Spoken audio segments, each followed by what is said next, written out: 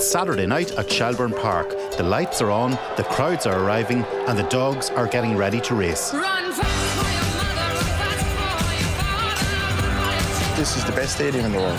You won't get any better than Shelbourne Park on a Saturday night. Trainer Robert Gleeson arrives for his dog, Droopy's Kathleen's pre-race checks. She won the Puppy Oaks here, broke the track record. They've stood here for about 12 years. She is the fastest dog that has ever raced here in Shelbourne, doing 27.58. She's running in the semi-final of the Easter Cup, one of the oldest competitions in greyhound racing. It's very prestigious to win. I've never won it. We're just hoping everything can go right tonight. This footage from Shelbourne Park is from 1927, when racing started. Greyhounds have raced here for 99 years, but as the centenary approaches, is the sport under threat?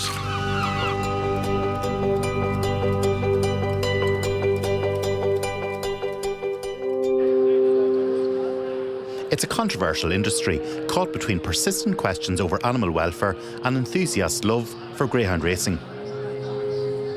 Based in Mooncoin, County Kilkenny, trainer Peter Cronin has had a lifelong dedication to greyhound racing. We were very passionate about sport. I mean, I started when I was able to walk, basically. We've been in dogs all our life. My father was in dogs before me. Having a winner in a small race and that type of thing was phenomenal. So that's where I got the buzz from, and I enjoyed it ever since. Retired greyhound Swithin Spray, seen here with Peter and another dog, Duke, is now a house pet. Swithin Spray representing trainer Peter Cronin in Kilkenny. A successful dog, Swithin Spray won races such as this one at Shelbourne Park back in 2017. Off the final turn, it's Swithin Spray who looks poised for victory here. Mildeen Skip running second, but Swithin Spray takes it from Mildeen. It can take 30 seconds. And I suppose it can be a long 30 seconds if you're in the middle of the field and you're waiting, your dog is in front and you're just hoping that he hangs on. And it's a real buzz. It's the excitement that's in it. There's nothing like it. It's phenomenal. A passion for many, others want racing outlawed. A fortnight ago, the Scottish Parliament followed its Welsh counterpart and voted to ban greyhound racing. The vote came after some passionate opposition in the Edinburgh Parliament. Racing greyhounds at speeds of up to 40 miles an hour around an oval track results in catastrophic injuries and deaths. Sentiments shared by volunteers at the Limerick Animal Welfare Sanctuary in Kilfinnan. I don't think any animals should be used for so-called sport. Greyhound racing, you know, they're running on tracks that are not suitable. They have very sharp bins that the dogs run around. There is a lot of accidents. They end up with injuries, broken hocks, broken legs, different injuries. And then the owner of the greyhound, you know, that greyhound is not going to be able to race anymore and win races. So therefore they're put to sleep majority of the time. Most of the greyhounds rescued by Limerick Animal Welfare are rehomed in Italy, where they are popular pets. Irish people need to be educated that they do make wonderful pets, and we're always trying to promote that. They're very docile dogs, very gentle dogs. Tim Lucy, who has headed up the industry's governing body since 2023, says greyhound welfare is paramount. In terms of injury rates, we had just over 88,000 entries into our races last year. 99.63% of those entries, racing greyhounds, came off the track uninjured. There's obviously an injury rate. It runs at about it varies between 0.25% to about 0.3738% on an annual basis. We have welfare checks at every stadium. We have a veterinary presence at every stadium. In 2019, RTE Investigates broadcast an in-depth documentary into the industry. It reported up to 6,000 greyhounds were killed each year as they are not fast enough. And the reason for that is that every greyhound bitch has big pups, big amount of pups. They don't all make the grade for running, so they have to get rid of them. Now, that figure of 6,000, we believe, has decreased a bit, but not a lot. There's still a lot of animals, greyhounds being put to sleep. That figure of 6,000 is not the case now. We're certainly down to just about half of that at this point in time. In that, a mortality rate of half of those greyhounds would die probably from natural causes, illness, etc., over their lifetime. There's another set of those who are simply just unsuitable for rehoming. These figures are extremely divisive and are disputed by Greyhound Action Ireland, who contend the whereabouts of some dogs is still not being correctly recorded. The programme showed dead greyhounds with identifying ear tattoos removed to avoid them being traced to their owners. Industry figures said this investigation was a watershed moment that ushered in new welfare regulations. We have a welfare inspection programme that last year we conducted across kennels, across training grounds, just over 2,400 welfare inspections. Those inspections show a compliance rate of 95.3% with our code of conduct for welfare, and as per there are probably 8 to 10 specific welfare notices had to be issued of 2,400 inspections. That'll show you the love and the passion that people have for their greyhounds. While there are 17 greyhound racing tracks on the island of Ireland, 15 in the Republic and 2 in Northern Ireland, there is just 1 in Wales, and the 1 track in Scotland has been closed since March 2025. So have the bans across the water changed punters' attitudes at Shelburne Park? So it's the buzz, I guess, it's the atmosphere, everyone gets involved. The dogs are well looked after, and the conditions are good. You know, I wouldn't go along with banning the racing. What I heard is that they have a really harmful life, so I think that's a shame. But I really want to experience it once in a time. Speed them as well. But like a lot of the time, it's good to come out. It's like watching the horses as well, and you enjoy the whole time. You have a little bit of hope in your pocket when you make the bet. But it's all about the fun of it, isn't it? You have to go out and enjoy yourself, spend some time. Like, when do you really get that? You know, the welfare of the animal is obviously paramount. Once they're well looked after, I guess, you know, they're probably spoiled. Scotland hasn't been racing for a few years, but Wales, they just have 1 track. And I really do, my heart goes out to the people who own the greyhounds there, because like, they've bred these greyhounds, they've reared them, and now all of a sudden, just really at the stroke of a pen, the track is gone. And it's a very sad situation. Greyhound Racing Ireland gives about €400,000 annually to support its retired greyhound organisation. Now, during the COVID years, when everybody was looking to adopt a dog, we hit 2,000 that year, in those years. But the general run is 1,000 to 1,200 per year. They think totally different than other dogs. They see into your soul, and they're an emotional support dog as well, I suppose. They work with autistic people. Just got an energy about them that is very, very calm and very relaxing. Greyhound lover Paul O'Riordan runs the Great Hounds in Need Rescue charity in South Tipperary, where most of the dogs taken in are former racing greyhounds. There's so many greyhounds are bred so as to try and find the next winner, and in any litter there'll be 6 to 9 dogs in a litter. You might get 1 good one and the rest they get wastage, so that's why they're overbred. We rehome our dogs to Slovenia, Czech Republic, Germany and Sweden predominantly. We've got a massive waiting list of dogs from owners asking us to take in dogs. After the RT investigation 7 years ago, the industry tightened regulations, gave welfare officers more powers and introduced a computerised traceability system for greyhounds in 2021. We have a microchip in here that corresponds to this dog, right? And this dog alone, right? So this can be easily scanned, and all that information is live on a database at any given point in time.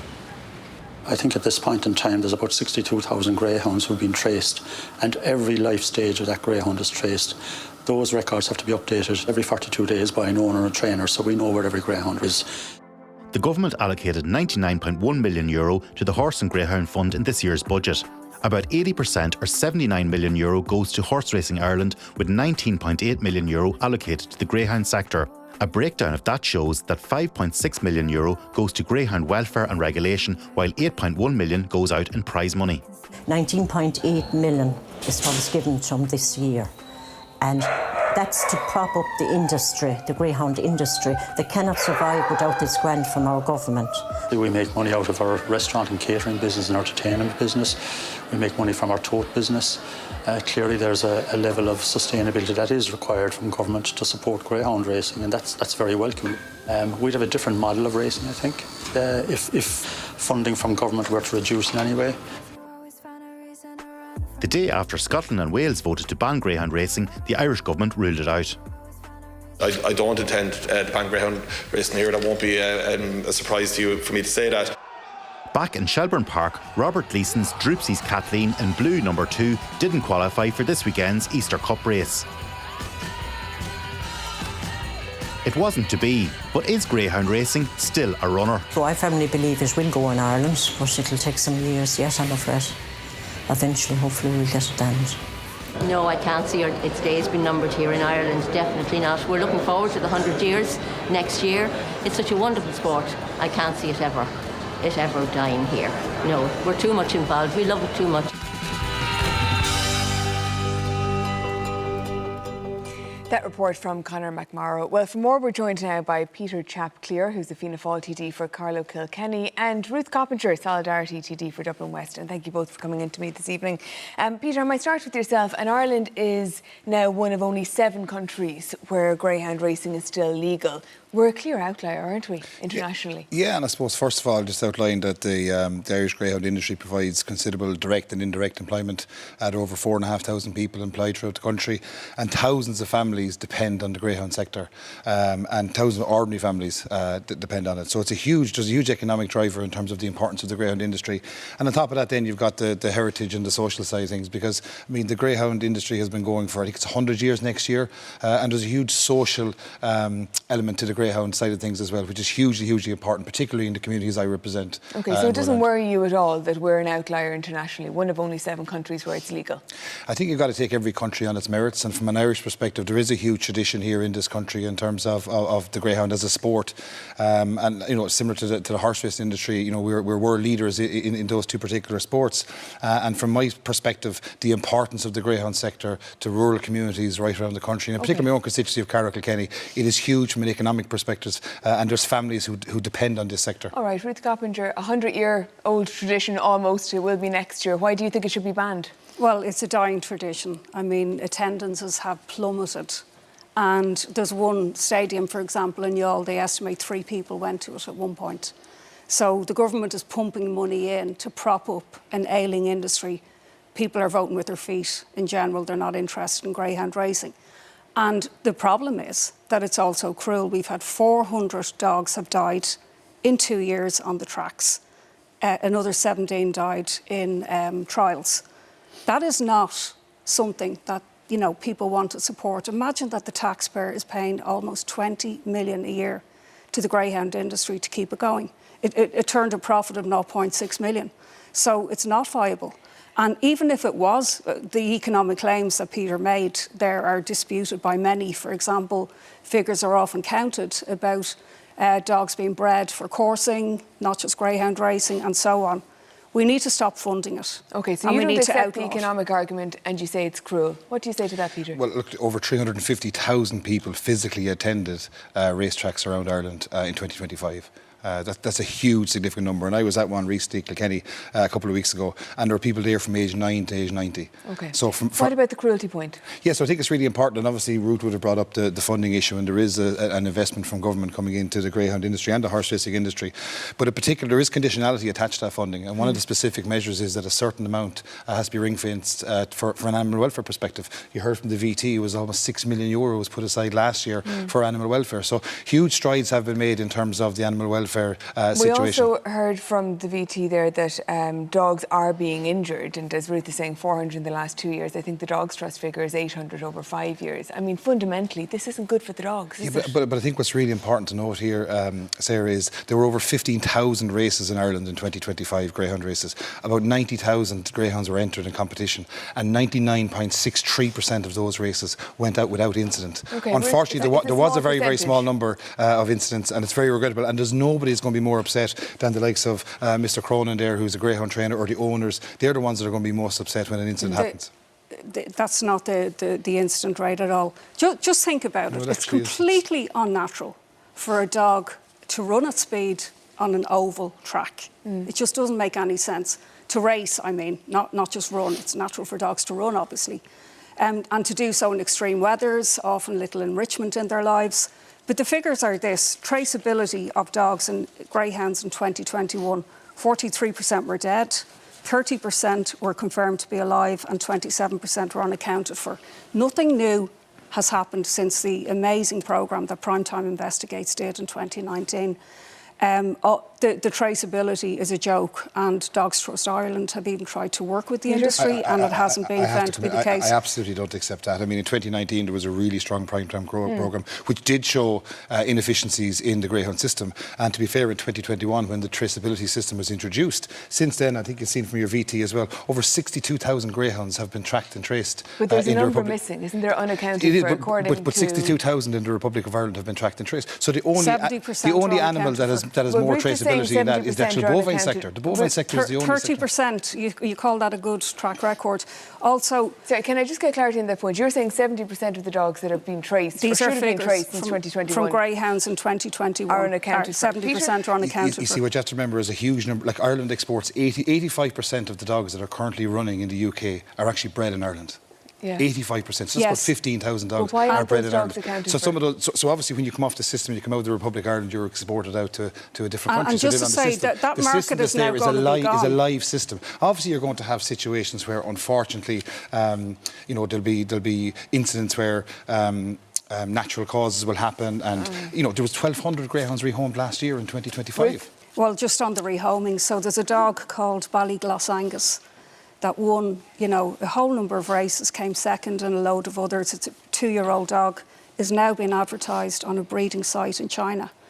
Class is rehomed, so it was exported. Okay. There's another dog the same. This is the fate, and we know what happens in China, where animal regulations are, you know, next to nothing. Well, I don't know the details of that particular dog. Well, it's been, you know... But you're not happy with the rehoming that's happening either, and again, the owner might say differently in relation to that. Well, it's ironic dog. that Peter's talking about the amount of money in welfare. You shouldn't need a huge amount of money in welfare if it was good for the dogs. But just to answer on that point, so 2 care homes were set up for the dogs.